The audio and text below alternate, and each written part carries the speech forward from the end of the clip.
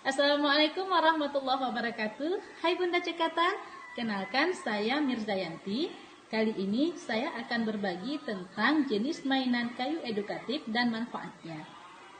Adalah puzzle sederhana yang bisa kita kenalkan kepada buah hati kita yang berusia 1 tahun ke atas.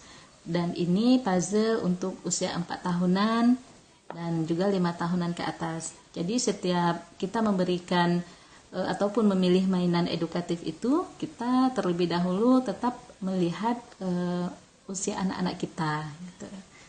Jadi jangan sampai kita memberikan puzzle yang rumit.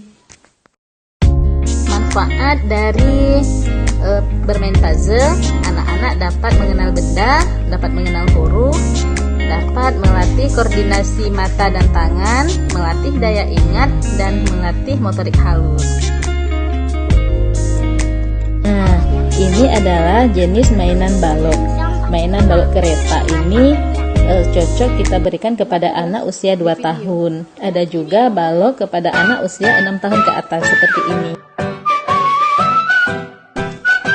Teman-teman, jadi manfaat dari bermain menyusun balok ini sangat besar.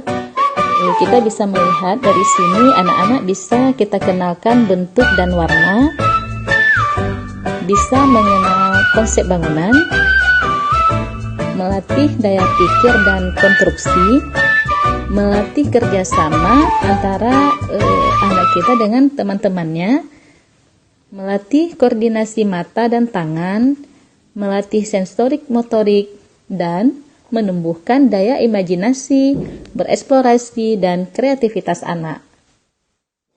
Ini adalah jenis mainan menjahit. Manfaat dari mainan ini melatih fokus dan ketelitian, melatih koordinasi mata dan tangan, melatih kesabaran, melatih sensorik dan motorik halus, melatih kemampuan pra menulis.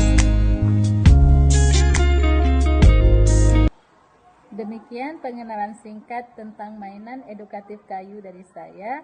Semoga bermanfaat kepada teman-teman semua. Saya tutup. Assalamualaikum warahmatullahi wabarakatuh.